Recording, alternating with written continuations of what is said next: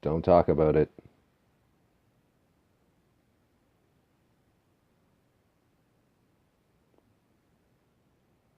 Fourth episode of Feverish.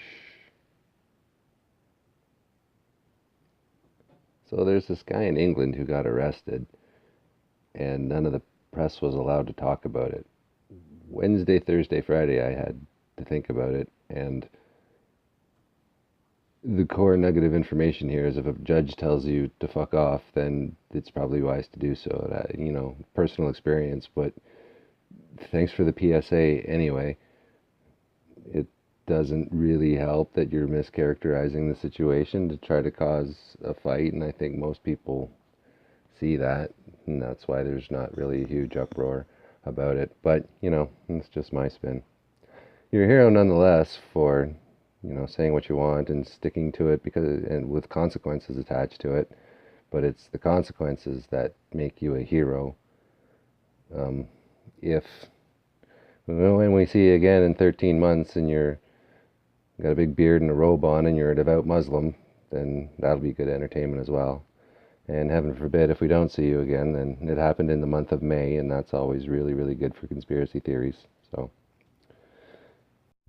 but in the end, I wasn't very worried because, there was a lot of other media outlets there, and it was only a ban for England so that, they were trying to keep it from getting out of hand and whatnot. So, if there was any real danger, I'm sure they wouldn't, put kids out in front for legal meat shields if there was any real danger of getting arrested.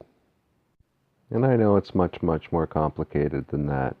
But at the end of the day, was he arrested for saying something or for being someplace he wasn't supposed to be? But a more real and pressing refugee crisis was happening at home that had spilled over from last week when Mom lost a baby down the chimney because I guess the flu shifted, and this guy, I took him to the Humane Society only to find out he was dealt with humanely, and it's a resource thing. And I know not everything is true across the board, but I felt some time and some compassion for the other ones was wise. Very few good things come from good places, but if you if your heart's in the right place, then you'll stumble across it sooner or later. So I do feel for you, Rebel. Going through a rough patch. Working on a cartoon may help out. Kill the Whitey, kill the Whitey. Modeled after a African warlord guy. I don't really know his name. Not because I don't want to learn it, or just too damn many of them is all. The one that ends up trading peace and security for friendship and knowledge. I'll remember that guy's name. I hope I don't get in trouble for saying Whitey. I have to check that. Brought to you by Rock Jr. We're actually thinking of a sixth, and that would be the Space Force. Does that make sense? The Space Force, General. You probably haven't even heard that. I'm just telling you now. This is perhaps because we're getting very big in space, both militarily and for other reasons, and we are seriously thinking of the Space Force. Anyone think that's a good idea? Yeah, me. I think it's a great idea. The other thing he's talking about, not because it's easy, but because it's hard. Yeah. I read a thing that $1 trillion, if it was $1,000 bills, would be 63 miles high. Like, can you not just build a ladder out of cash at this point? Elon Musk goes every week pretty much. And you want to compare me to JFK? Well, he got to go to the moon. I can't send two clowns and a mannequin into outer space to prove like it exists, that the earth is round and not flat, that it's not hollow, there's no Nibiru coming, the aliens, angels, like, brought to you by Rock Jr. Don't let this thing that he said become a conspiracy. So much time goes past it, nobody gives a shit.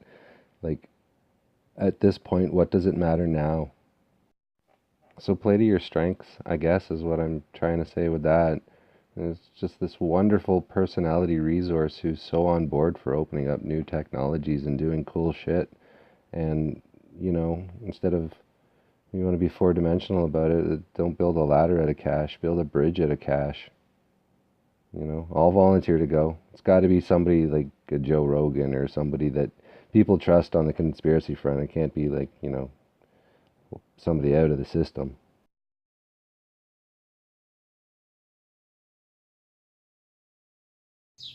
Alright, so dissimilar metals is an actual thing. It was hoping to get 12 volts out of this, but I think the peat moss is messing me up. My connections haven't quite set in the dirt, but 12 volt battery out of plants. It runs all year and then some.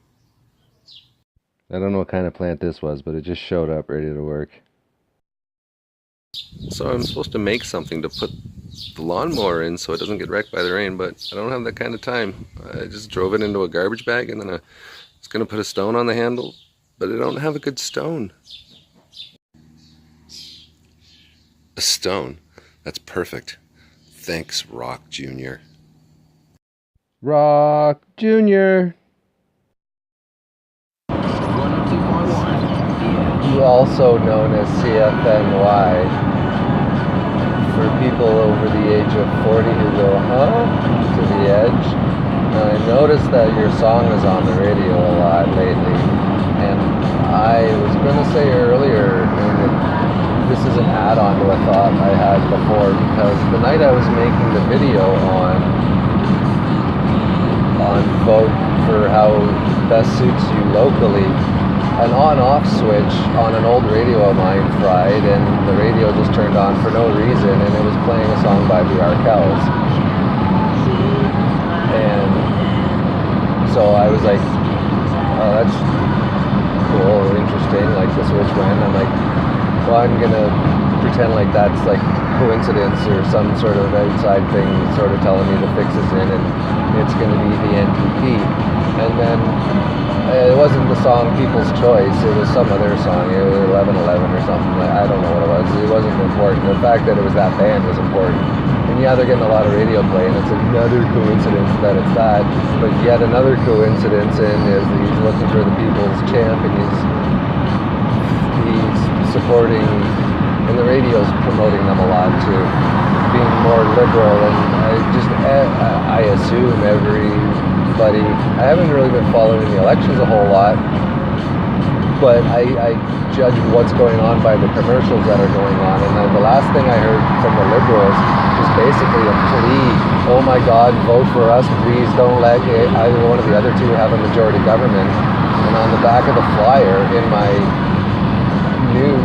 mailbox today, I got the person who I'm going to vote for, PC, Doug Ford. Do that thing that you said you were going to do. Put smart people in smart places and decision makers in places where decisions need to be made, and put hardworking people in places where a lot of work needs to be done.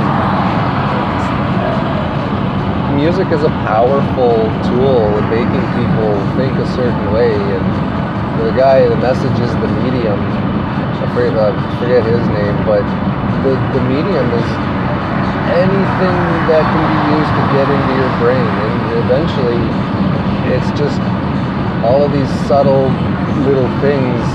NDP and Liberal are two peas in a pod, just like the PC thing is saying, but I'm saying it because they've related him to Trump. The liberal girl, nobody's really compared her to Hillary Clinton, but I'll do it on simple virtue of the pantsuit.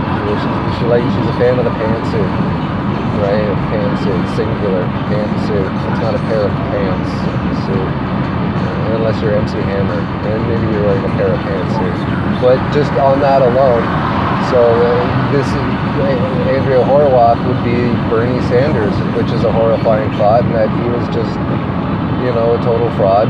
Proven at the end, he was able to be voted for right up until the last minute, until he was not voted, he pulled himself out, and that pissed a lot of people off. And so I don't know, vote for who you want, but I feel like I'm being manipulated in ways that are, you know, not easily seen, and because of too much coincidence all the goddamn time. Like, too much of coincidence. I can't be being pushed into something because I hear it all the time. The most dangerous thought you have is the one that you think you came up with yourself.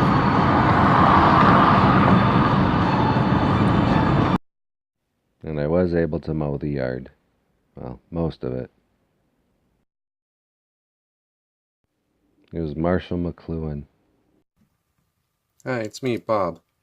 Here at Channel Feverish, I'm proud to announce our first sponsor, and I won't take products on lately. If I don't believe in the product, it just won't be here. That's why I'm really, really proud to present a great guy, an entrepreneur, really smart dude, Mr. Stone. Milton, please. Hey, thanks, Milton. Milton, this is wonderful. It's a stone. It's the original everything. It's a hammer. It's a paperweight. It's a projectile. It's just, there's nothing this thing can't do. It's potential energy. Like, I don't even know what to say. Yes, sir. And not only that, every stone is personally guaranteed by me to be of quality craftsmanship. And I'm letting it go. Frankly, this is a steal. This is a stone for $10. I can't think of any day that I don't have a use for a stone.